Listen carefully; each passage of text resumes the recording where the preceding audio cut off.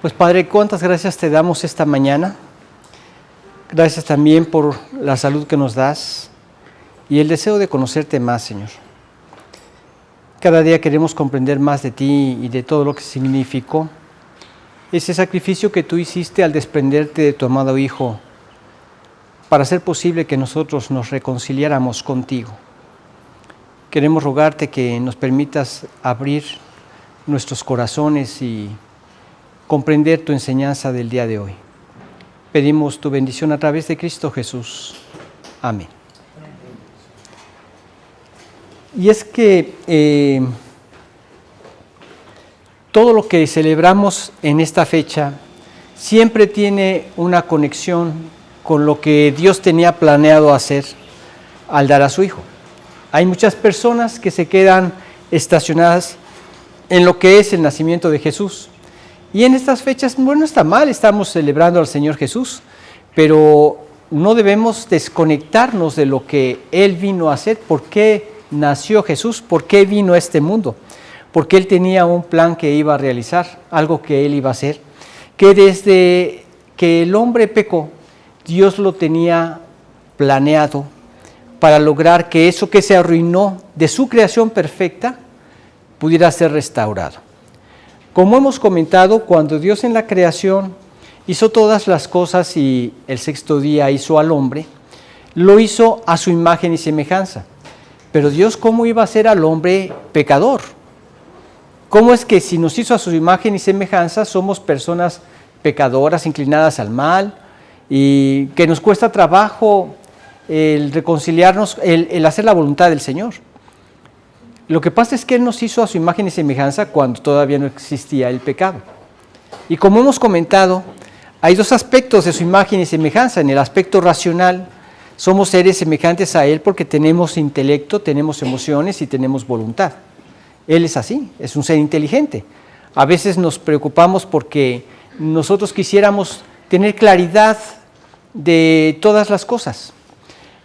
Bueno, es que Dios nos hizo así, nos hizo seres inteligentes, racionales. Queremos entender las cosas.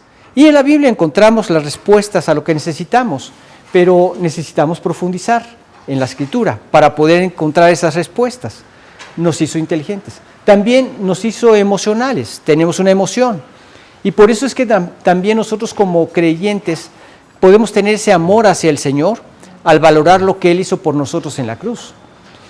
Es en ocasiones muy trillada ya esa frase, pero no debemos caer en esa trampa, sino poder meditar lo que significó el que Él diera a su Hijo, el que Él se desprendiera de su Hijo. Hemos comentado cómo cuando Abraham iba a entregar a su hijo Isaac, porque fue la petición de Dios que lo diera en sacrificio, fueron 3 días los que pasó caminando hacia el monte Moriah para la entrega de su hijo, para poderlo sacrificar al Señor. Yo creo que cada paso era un desangramiento de su corazón. Era el heredero. Él había estado anhelando, pidiéndole a Dios por un heredero. Dios le había dicho que lo iba a heredar un hijo suyo. Él creía que iba a ser la costumbre de aquellos lugares que el que heredaba era el siervo más importante del amo y que él era el que iba a recibir toda su herencia. Dios le dijo, no, de un hijo tuyo, de ahí vas a heredar un hijo tuyo. Y pasó el tiempo hasta que finalmente lo tuvo, ya lo tuvo anciano, 100 años, y ahora se lo pide que lo entregue. O sea, todo ese dolor, pero combinado con esa fe. O sea, no entiendo, Señor, pero algo tienes planeado, pero yo no lo entiendo. A veces nos pasa igual, ¿verdad? Pero él iba caminando y dices que trato de conciliar este Dios amoroso con esto que me está pidiendo, que entregue a mi hijo. Seguramente es una prueba, lo voy a matar y Dios lo va a resucitar. Todo esto venía a su mente, o sea, muchas cosas venían a su mente. Fueron 3 días caminando, hasta que finalmente lo coloca. Y por otro lado vemos la sumisión de Isaac, ¿verdad? Porque no se echó a correr. Uno con la edad pues va perdiendo facultades, va perdiendo fuerza. Él ya tenía 100 años y Isaac tendría alrededor entre 14 y 17 años, y era un joven, muy joven. Podría haberse echado a correr y a ver, alcánzalo. Yo en una ocasión estaba, ya cuando mi hijo David había crecido, tendría unos 16 años, calculo yo, 17, y yo estaba acabando de arreglarme y en eso lo veo entrar, me abraza y me avienta en la cama y yo sentí que la espalda se me partía en dos, ¿verdad? Entonces le digo, mi rey, cuando quieras que juguemos luchitas, con todo gusto, pero avísame media hora de anticipación porque es lo que yo necesito de calentamiento. Él como si nada, ¿verdad? Uno ya no responde igual. ¿Cuándo lo iba a alcanzar Abraham? No, nunca hubiera logrado hacerlo. Y yo creo que ni siquiera lo hubiera intentado. Pero vemos toda esta escena de, por un lado, Isaac sometido. Le dije, papá, ¿dónde está el cordero para el sacrificio? Dios se proveerá de cordero. Y Dios proveyó el cordero. Antes de que matara a su hijo, fue detenido por el ángel y recibió las hermosas promesas de Dios. No me negaste ni aún a tu hijo. Ahora, esto es algo que mucha gente pasa por alto. El que nosotros tengamos una relación con Dios significa 100% dado a Dios, dado en sacrificio a Dios. Nada me retengo, nada me reservo, todo es tuyo, Señor, todo es para ti. Él no le reservó ni a su propio hijo, todo es para ti.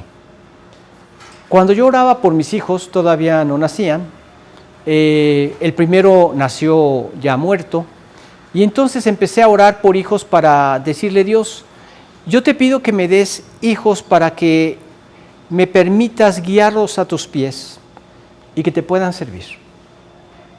Poder levantar otra descendencia que tú puedas usar con su generación. Y así oro también por mis nietos, ¿verdad? Pero todo te pertenece. Todo en el altar del sacrificio es de Dios, le pertenece a Dios. Mi casa le pertenece a Dios. Mis bienes le pertenecen a Dios. Mi dinero le pertenece a Dios. Mi vida, mi salud, todo le pertenece a Dios. Ahora, déjame decirte algo. Esto es lo más sensato que tú puedes hacer en tu vida. Lo más sensato. Por decirlo de alguna manera, tú podrías decir, voy a tomar este dinero y lo voy a depositar en el banco.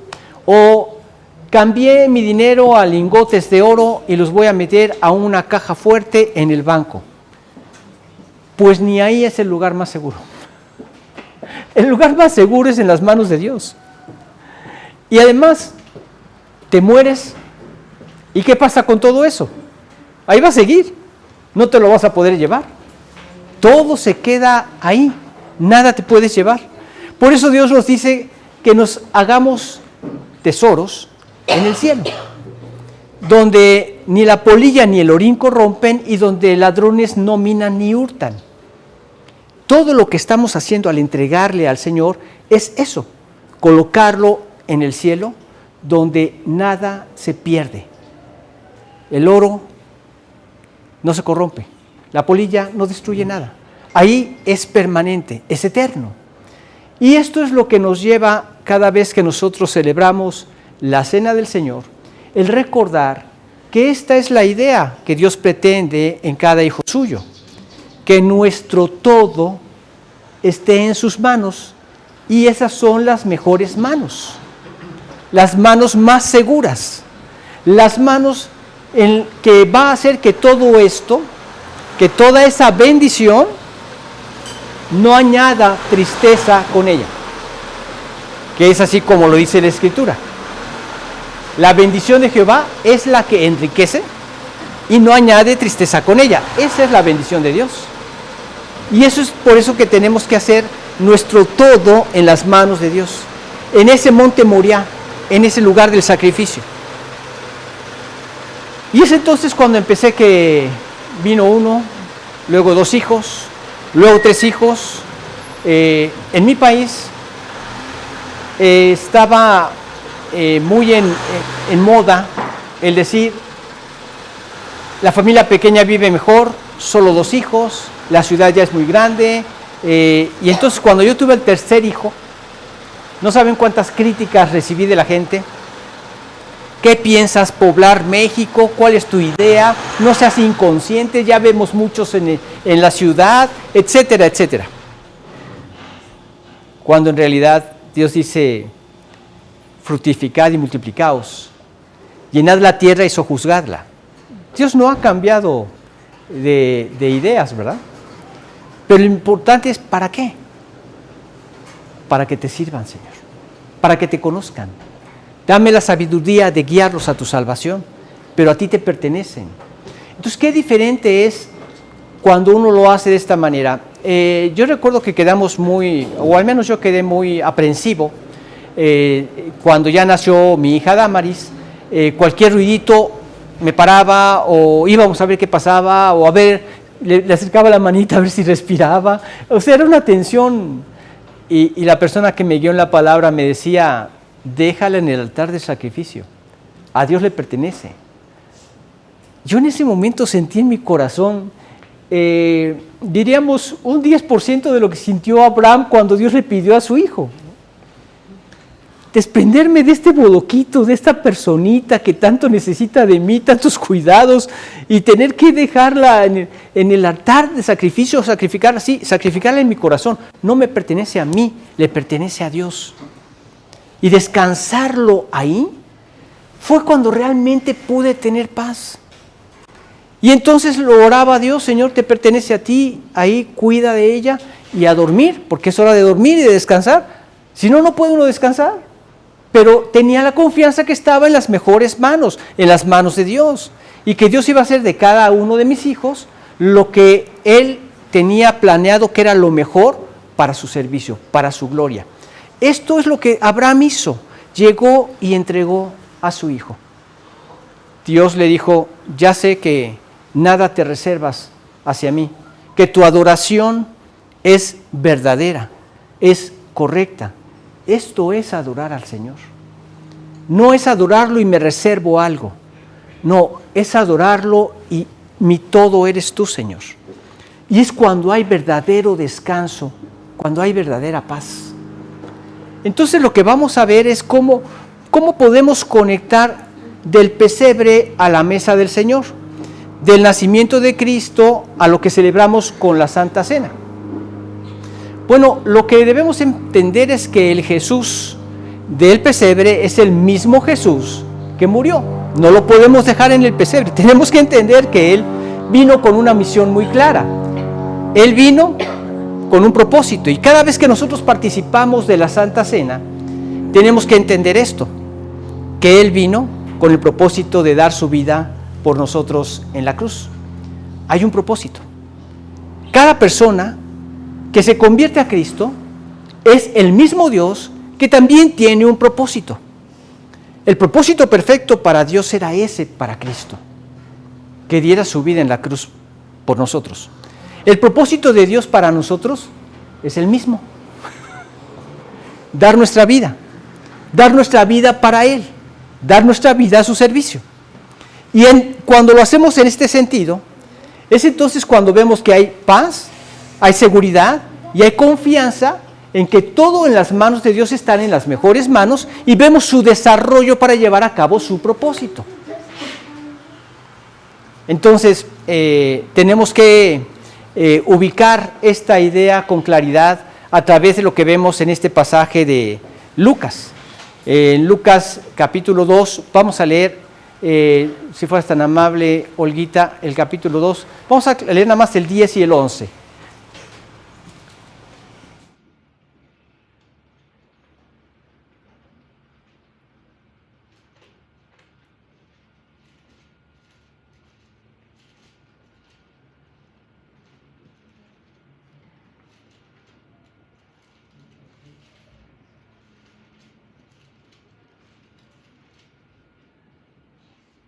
Pero el ángel les dijo, no temáis porque he aquí os doy nuevas de gran gozo, que será para todo el pueblo, que os ha nacido hoy en la ciudad de David un Salvador que es Cristo el Señor. Os ha nacido hoy en la ciudad de David, dice, un Salvador, que es Cristo el Señor. Entonces vemos que el nacimiento de Cristo anuncia un sacrificio, porque iba a ser el Salvador, Cristo el Señor. La gente no lo entendía tal vez en ese momento, pero nosotros a través de lo que conocemos ya de la Escritura, sabemos que tenía en mente este sacrificio. Él nació para ser no solamente admirado, y hay mucho de lo que podemos admirarle. Lees los evangelios y te quedas admirado de ver su poder, admirado de ver su misericordia, admirado de ver su amor y admirado de ver su gracia. Todo esto entra en juego cada vez que lo vemos realizando algún milagro. Vemos que se encuentra con una persona que desde hacía 40 años quería meterse ahí cuando un ángel tocaba en el Siloé las aguas. Tenían la idea de que la persona que primero entraba era sanada, y Jesús lo ve y Jesús lo sanó. Tuvo misericordia de él. ¿Se ganó esa sanación? No. Jesús se la dio por gracia. Y lo que pudo ver este hombre en esa sanación es el amor del Señor. Porque realmente recogió su lecho y se fue caminando a su casa y continuó caminando hasta que él murió. No fue algo psicosomático, algo que nada más le envolvió en la cabeza y en la mente para que lo hiciera un día, 2 días, una semana y volviera a estar inválido. Como en muchos casos que se dan en la actualidad con los supuestos sanadores. Cuando han dado seguimiento a esas sanaciones, han acabado igual o peor después de una semana. Eso nunca lo hizo Jesús. Él recreaba los miembros que restauraba y los hacía sanos, porque Él es la vida. Él así es. Él hace bien todas las cosas. Debemos darnos cuenta de esto, porque no podemos reservarnos nada si queremos que todo salga bien. No podemos reservarnos nada si lo que queremos en nuestra vida es esa voluntad de Dios que es buena, agradable y perfecta. Lo mejor, ahí está. Yo cada vez que me viene a la mente el momento de partir y estar a cuentas con Dios, de hecho la Escritura lo dice, ¿verdad? En Romanos 14:12 dice, de manera que cada uno de nosotros dará a Dios cuenta de sí. Yo voy a dar cuentas de mí. Cada uno le va a dar cuentas de sí. Y entonces yo le digo, Señor, yo solamente quisiera que allá en el cielo no vayas a decirme, mira, Memo, si hubieras hecho esto, esto hubiera sido lo que yo tenía planeado para ti y lo que yo tenía mejor para ti, y por no haberlo hecho, pues no tuviste lo mejor. Yo no quiero otra película, Señor, yo quiero que tú hagas en mi vida lo que tenías planeado, para llegar allá en tu gloria y ver que no hubo otra película, no hubo si hubieras hecho esto, sino guíame para poderlo ver, porque yo quiero hacer tu voluntad. En la medida que nosotros queremos hacerlo, recibimos la guía del Señor y la sabiduría para llevarlo a cabo. Pero es importante esto, este era el plan de Dios, el sacrificio perfecto. Así es de perfecto cada plan de Dios para la vida de cada uno de nosotros. Es perfecto, bueno, agradable y perfecto. Bueno, podrías decir, en la cruz. Bueno, el nacer en un pesebre. Sí, muchas veces como humanos, hay gente que no le importa endeudarse, tache, porque eso es pecado, y se van a los mejores hospitales porque va a venir mi bebé, ¿verdad? Quiero lo mejor, lo más saludable, lo más adecuado, y hacen hasta lo imposible. Y Él, el Hijo de Dios, Dios mismo, en un pesebre. ¿Lo mejor? ¿Me siguen en este razonamiento? Porque uno podría decir, la voluntad de Dios es buena, agradable y perfecta si hace lo que yo quiero. Eso no es. Así no es. Él sabe por qué lo hace. Y lo hizo con un propósito.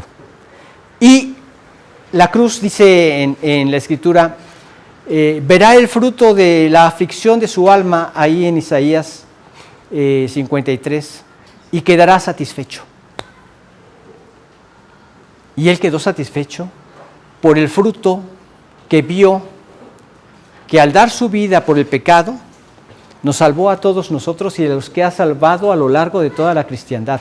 Verá el fruto de la aflicción de su alma y quedará satisfecho. Por su conocimiento justificará a mi siervo justo a muchos y llevará las iniquidades de ellos. Había un propósito. Y él no solo vino para ser admirado, vino para ser nuestro Salvador. Y no solo vino para salvarnos de nuestros pecados, vino para ser nuestro Señor. No puede ser diferente. Él es lo que es. Y es una sola cosa. Él es Salvador y Él es Señor. Y ahí es cuando encontramos la bendición y quiero engancharlos a lo que les decía en el principio. Es mi todo. Abraham, dame a tu hijo, tu único. Abraham, por cuanto no me negaste a tu hijo. Y vino la bendición. Es nuestro Señor, nuestro Salvador, el que merece toda nuestra pleitesía, nuestra adoración, porque Él así es. Desde el pesebre estaba muy clara cuál iba a ser su misión. Llegan los magos, le dan presentes, oro, incienso y mirra. Oro que representa a la realeza, incienso que era de lo que le ponían a las personas cuando eran muertos, y mirra era lo que le untaban a los muertos entre los mortaja, entre los lienzos, para mitigar el mal olor. Todo esto nos recordaba, nos movía a entender lo que era el sacrificio que venía a hacer. Desde el pesebre, Él tenía clara su misión. ¿Cuál era su misión? Rescatar al hombre de su perdición. Así vive todo ser humano. Entendamos claramente esto. Ninguna persona tiene ninguna esperanza, ninguna forma de salir adelante, de ser diferente, de poderse reconciliar con Dios, de salir de esa esclavitud del pecado, de librarse de toda esa maldad. No existe una manera, a menos que el hombre se convierta al Señor. No existe otra manera. Debemos tenerlo claro, porque entonces no solo vamos a buscar la manera de crecer en el conocimiento del Señor, sino también el deseo de poderlo presentar y enseñar claramente, de una manera mejor, bíblicamente. Nos esforzaremos por conocer los versículos que nos van a apoyar a llevar el mensaje de salvación a otras personas, porque es la única esperanza que tiene el ser humano. Él nació en humildad, porque Él venía a cargar por nuestros pecados, a cargar el pecado del ser humano. Y nació en un pesebre y fue envuelto en pañales, con telas que anticipaban esos lienzos, que hablaban de esos lienzos que iban a poner sobre su mortaja, sobre su cuerpo muerto. Los lienzos del Señor. No podemos desprender el nacimiento del sacrificio de Cristo, porque el nacimiento apunta hacia la cruz, y la cruz le da verdadero sentido a su nacimiento. Dios hecho hombre, y tenía que ser hombre, auténtico hombre, porque no había otra forma de poder morir en sacrificio por el hombre. Lo que comentamos cuando estudiábamos la primera carta del apóstol Juan, que el gnosticismo decía que la carne es lo que peca y está corrompida, y el espíritu es lo que no peca y lo que fue salvado, haciendo esa separación. Incluso muchos llegaban a una depravación total, un completo error, que Juan les dijo que no, que Cristo fue hecho hombre y que murió como hombre. Cerinto, una persona que decía que Cristo recibió el espíritu en ese cuerpo, pero antes de ser muerto salió el espíritu y esto fue el cuerpo que fue muerto. No. Él estaba consciente completamente de sus facultades. Él tenía que ser hombre para pagar por nuestros pecados y fue perfecto hombre. Y nunca dejó de ser Dios. Perfecto hombre, perfecto Dios. Dios hecho hombre. Este es el Cristo que nació en Belén.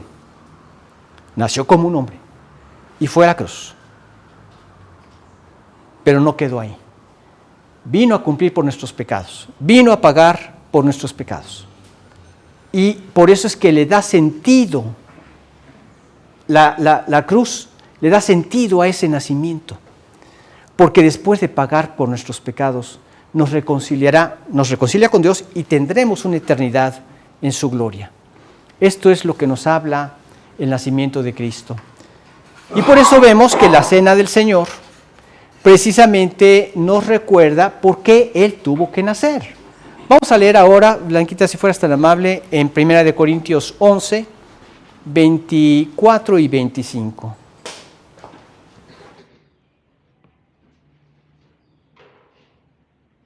Y habiendo dado gracias, lo partió y dijo: Tomad, comed, esto es mi cuerpo, que por vosotros es partido. Haced esto en memoria de mí. Asimismo tomó también la copa, después de haber cenado, diciendo: Esta copa es el nuevo pacto en mi sangre. Haced esto todas las veces que la bebiereis en memoria de mí. Entonces nosotros vemos que no es un ritual vacío. En la antigüedad vemos que se hacían sacrificios cada vez que el hombre pecaba y quería reconciliarse con el Señor, pero el verdadero sentido era llevar a cabo ese sacrificio en el entendido de que lo que se estaba llevando a cabo era que se estaba cargando en un sustituto mi pecado. Hemos comentado cómo tenían que ser conscientes de esto. En la actualidad hay mucha gente también que no es consciente de lo que significa la cena del Señor. Tenemos que ser conscientes de esto. Se nos menciona que en los primeros cristianos llegaron a cometer el pecado de hacerlo no solo sin sentido, sino indignamente. No entendían o no querían entender y lo ocupaban como una especie de festín. Vamos a hacer una gran fiesta y el propósito principal era la fiesta y no el tener en mente el recordatorio que Dios quería que esa ceremonia significara. La muerte del Señor anunciáis hasta que Él venga. Entonces le habían perdido ese sentido. Para Dios lo importante es esto, no solamente tener el conocimiento. Para Dios lo importante es la vida. Para Dios lo importante son nuestros hechos. ¿Y qué es lo que hace la cena del Señor?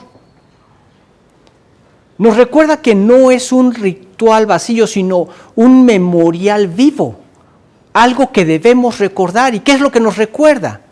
El pan nos recuerda que Él se hizo carne y entregó su cuerpo por nosotros. La copa nos recuerda que Él derramó su sangre para perdón de nuestros pecados. Tener presente esto es bien importante, porque este fue un hecho que hizo posible mi reconciliación con Dios. Es recordar esa reconciliación, el significado de esa reconciliación, el valor de esa reconciliación.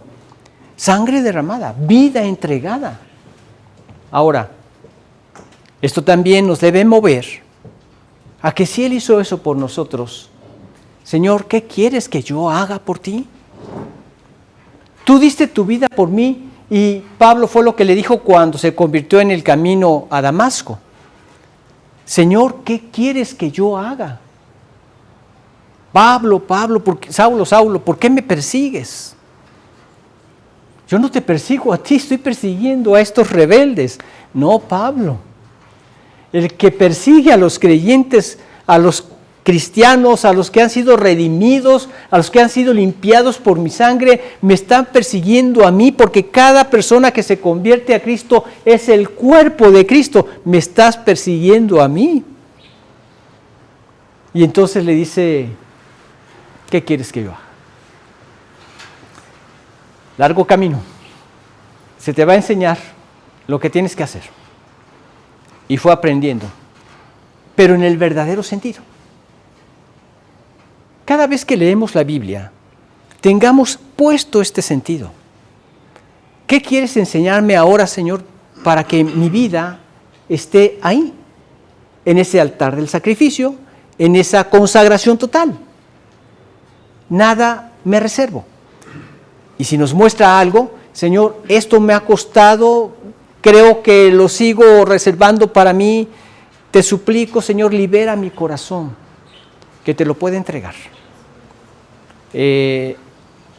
Estamos viendo con un grupo unas videoconferencias de libertad financiera, y esta persona que da las conferencias constantemente dice eso, que lo que tenemos Dios lo puede disipar y le hace en un soplo.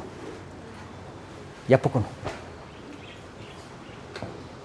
Simplemente una guerra, y cuánta gente que quedó despojada de sus propiedades. Yo recuerdo unos amigos que la mamá era austriaca, y después de que acabó la guerra, su familia se fue a México, allá se casó. Entonces los nietos quisieron ver si podían recuperar los bienes del abuelo. Nada. El abuelo era muy opulento, no pudieron rescatar nada. Esto es lo que hay en esta vida: injusticias, robos, y todo se disipa en un soplo. Por eso aquí está, Señor, aquí te pertenece mi vida, te pertenece lo que soy, te pertenece lo que tengo. En mi país, cuando fue el terremoto del 85, ¿fue? ¿El 85? Del 85, veías a las personas deambulando por las calles como zombies. Habían dado su vida para poder tener una casita, algo propio. Y el terremoto, no quedó nada. Deambulando así, sin sentido por las calles. Esto es lo que hay aquí. Allá sí está seguro, aquí no. Entonces, ¿por qué encerrarnos en que esto es mío? Si ni tu vida es tuya, ¿no? Ni siquiera nosotros podemos controlar el día en que vayamos a partir. Digo, a menos que te quites la vida, ¿verdad? Pero es del Señor y está en las mejores manos. Y entonces entender esto es muy importante. Y la cena del Señor nos lleva a recordar esto, nos lleva a recordar que esto que Él hizo al nacer, lo hizo para lograr esa redención que nosotros nunca podríamos lograr. Este mismo Señor, que fue colocado cuando nació en un pesebre, es el mismo que dijo: no soy rey de este mundo, mi reino es otro reino. Padre, tu voluntad fue prepararme cuerpo. Perfecto, vamos a hacer esto. Y en la cena repartió el pan y les dijo: esto es mi cuerpo. Les repartió el vino y les dijo: esto es mi sangre. Este es mi cuerpo que por vosotros es partido. ¿Y cómo quedó en la cruz? Esta es mi sangre derramada, la sangre del nuevo pacto. Arrepentíos y convertíos. Ese es el punto. Recordar que es una rendición. Ya no me pertenezco, ahora te pertenezco a ti, Señor. ¿Qué quieres que yo haga? Esto es lo más sensato que podemos llevar a cabo, y cada vez que nosotros celebramos la cena, lo hacemos en el sentido o en el entendido de que Él va a regresar un día en gloria y va a venir por nosotros y nos va a llevar a su gloria. Todo gracias a que Él no se aferró a su gloria, sino que se hizo hombre para nacer como hombre, no se aferró a su realeza como para huir y librarse de ese sacrificio, se dio a sí mismo por nosotros para lograr en nosotros esa reconciliación y esa glorificación. Pero esa es la que vamos a tener en la eternidad. De repente he visto algunas personas que se han hecho botox porque quieren alargar su juventud, su vida, y no quieren entender que esta vida es breve y que todo se acaba. Algunos se han desfigurado la cara, piensan que, eso sí, ninguna arruga, ¿verdad? Pero parecen simios, con tanto botox. Y todo porque quieren alargar su vida aquí, están aferrados aquí. Algunos hasta caen en malas manos y les han destruido completamente el rostro. Ponen su confianza en el hombre cuando sabemos lo que es el hombre.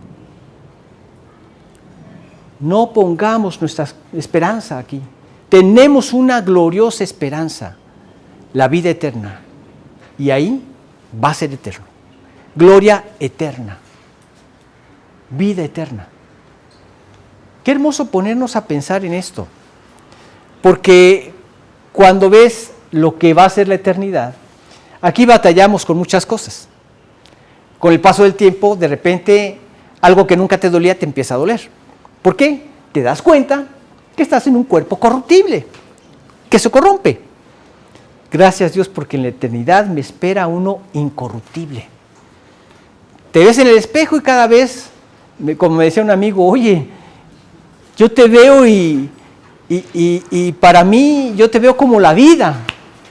Y le digo, ¿por qué como la vida? Sí, cada vez más cara. Y así, ¿verdad? Pues recordamos, gracias Dios, porque ya en la eternidad tendremos un cuerpo incorruptible, un cuerpo perfecto. Gracias por lo que hiciste en la cruz por mí, porque hiciste posible que pueda estar contigo por toda la eternidad. Un regocijo de gratitud en el Señor.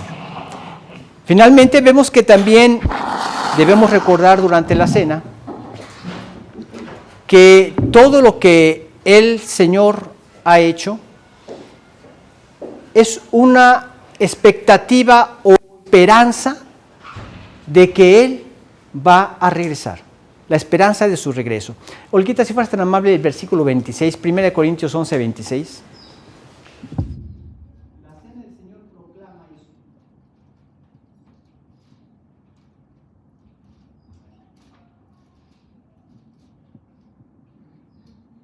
Así pues, todas las veces que comiereis este pan y bebiereis esta copa, la muerte del Señor anunciáis hasta que Él venga. Proclama esperanza hasta que Él vuelva. Dice, hasta que Él vuelva. Entonces nosotros podemos ver que este gran acto que Dios hizo, la muerte del Señor anunciáis hasta que Él venga o hasta que Él vuelva, es la gloriosa esperanza que tenemos como hijos suyos y que celebramos durante la Navidad y que hacemos en la cena del Señor. Entonces no debemos quedarnos solamente en la Navidad, porque la mesa del Señor no es una mesa de muerte. No recordamos solamente su muerte, sino recordamos también su resurrección y la esperanza de que Él dijo que iba a regresar. Entonces no es una mesa de muerte, es una mesa de esperanza. Sí, recordamos su muerte, pero lo hacemos con la esperanza de que Él va a regresar. Y entendemos entonces, como hijos suyos, que la Navidad es algo que nos recuerda que Dios se hizo hombre y que su muerte nos recuerda que este Dios que se hizo hombre fue el que dio su vida por nosotros. En una ocasión una persona comentaba acerca de que en la iglesia donde él pertenecía celebraron la Navidad y pusieron un pesebre exactamente enfrente del púlpito. Meses después celebraron la Cena del Señor Y se dio cuenta que la mesa la pusieron donde aquella ocasión habían puesto el pesebre. Cuando él hizo notar esto a su pastor, le dijo, esto es totalmente intencional, porque el niño que vino en el pesebre es el mismo que vino a dar su vida por nosotros en la cruz. Entonces, no nos quedemos solamente en el pesebre. Entendamos que Él vino para dar su vida en la cruz y darnos la gloriosa esperanza de que un día volverá. Esto debemos hacerlo en esta Navidad y esto queremos recordarlo en esta ocasión. Entonces vamos a hacerlo como de costumbre, vamos a dar un tiempo para que cada uno de nosotros ore a Dios y nos permita tomar de su cena dignamente. Si hay pecado, poder confesar el pecado que hay y pedirle que nos dé la victoria sobre el pecado. No significa que es confesar el pecado solo para esta ocasión y vuelvo a seguir pecando en lo mismo que he hecho. No, significa que es una confesión de entregar ese pecado, de confiar en el poder de Dios para ser liberado de ese pecado. Si hay algún pecado en tu vida, no debes descansar hasta que Dios te dé la victoria. Y el hecho de que ahora le digamos a Dios, Señor, perdóname, he pecado en esto, pero yo te ruego que me liberes de ese pecado. Yo confío en tu poder para hacerlo. Yo te quiero honrar. Y en esta Santa Cena yo quiero recordar lo que tú hiciste por mí. Y quiero tomar con toda dignidad ese sacrificio y lo quiero llevar a cabo con toda dignidad. Nada reservado para mí, Señor. Darme completamente a ti. Y entonces tomamos de la cena dignamente. Vamos a dar un minuto para que cada uno de ustedes ore y confiese cualquier pecado que Dios pueda traer a sus vidas.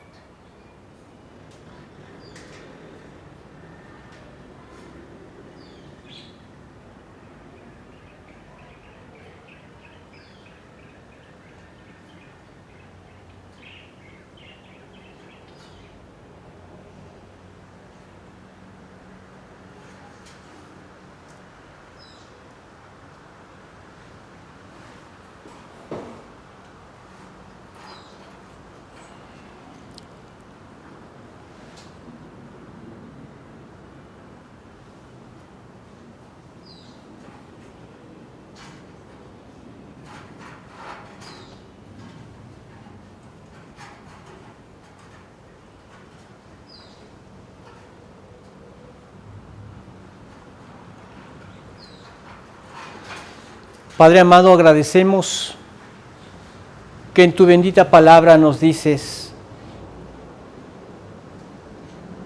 que si cometemos pecado, debemos acudir en arrepentimiento genuino a tus pies. Y tú nos dices que si confesamos nuestros pecados, tú eres fiel, tú eres justo, para perdonar cada uno de esos pecados, pero sobre todo limpiarnos de cualquier tipo de maldad.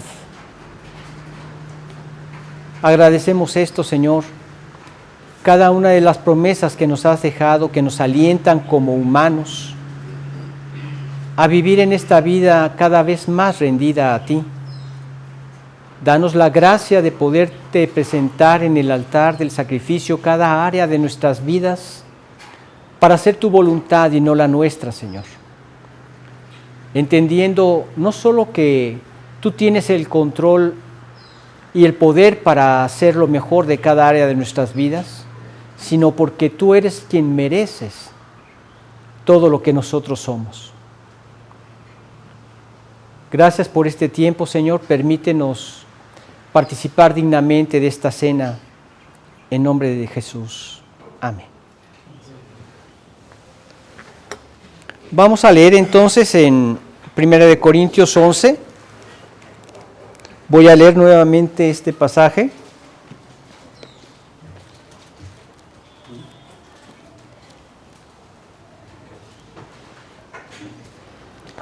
A partir del versículo 23, nada más recordando que esto le fue revelado a Pablo. No fue algo que los apóstoles le platicaron o le instruyeron, sino algo que recibió del Señor, y es así como lo dice. Dice, porque yo recibí del Señor lo que también os he enseñado, que el Señor Jesús, la noche que fue entregado, tomó pan. Vamos a darle espacio para que cada uno tenga su porción de el pan y el jugo de uva.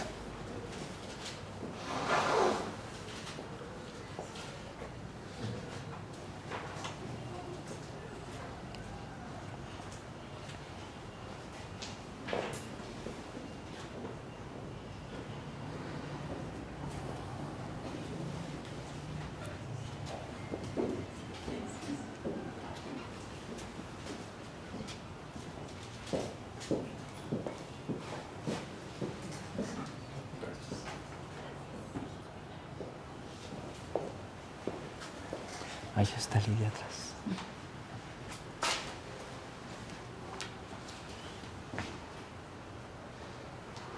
Gracias, Dios.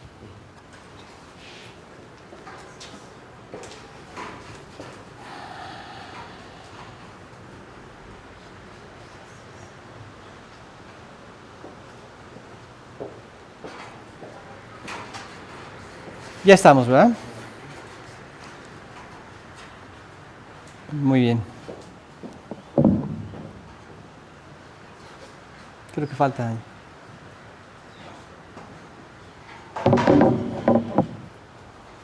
Y aquí tengo, gracias.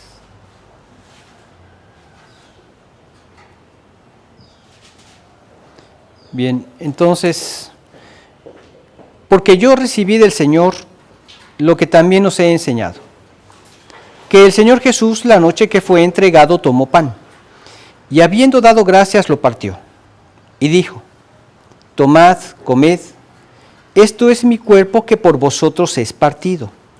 Haced esto en memoria de mí. Tomamos el pan.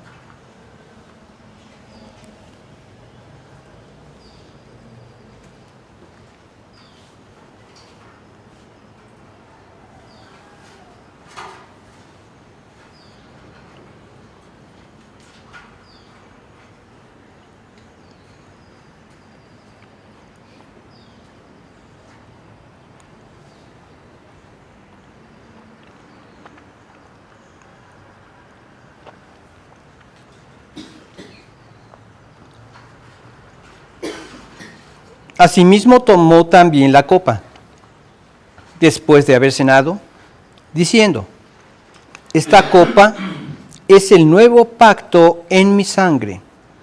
Haced esto todas las veces que la bebiereis, en memoria de mí. Tomamos la copa.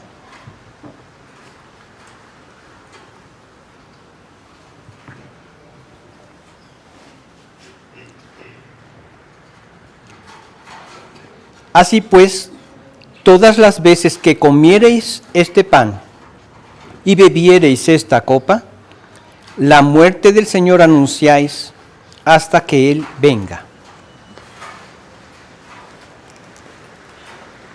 Te alabamos, Padre, por haberte dado por nosotros en la cruz. Te alabamos por lo que podemos recordar en estos momentos de lo que significó ese hermoso sacrificio. Por nosotros, tu Hijo fue partido y por nosotros su sangre fue derramada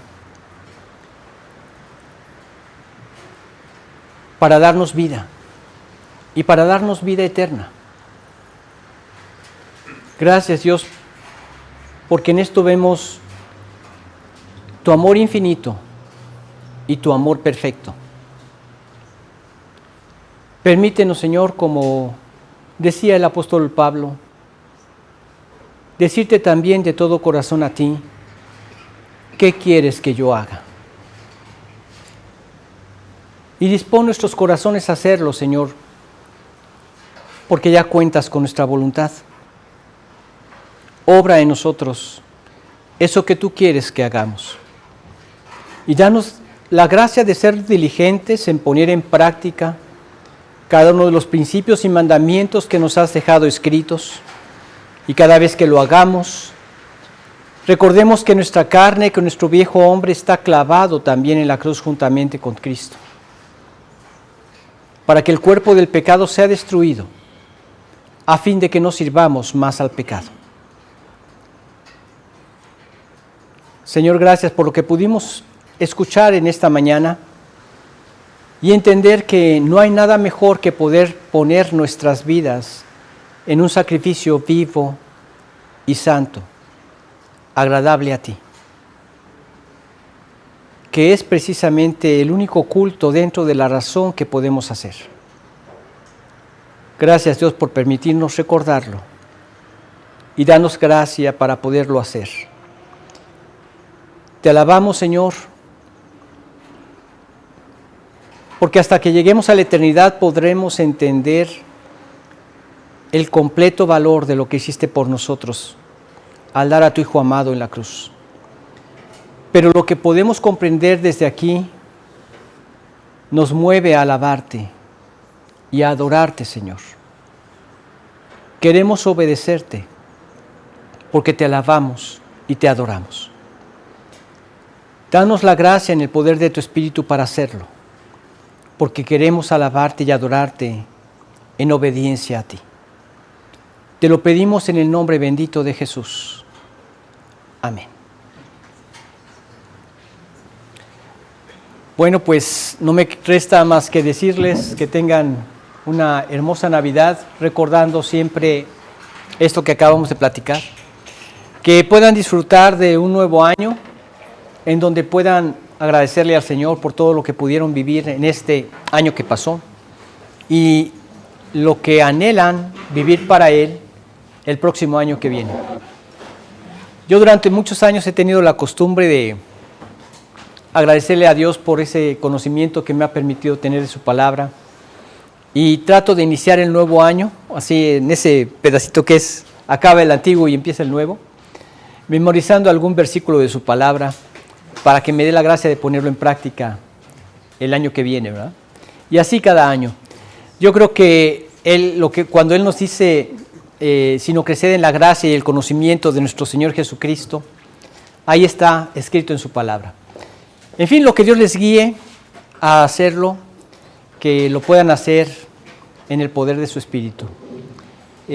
Realmente vemos que debemos tener propósitos en nuestros corazones, cada año, propósitos que nos lleven a ser mejores creyentes para Él.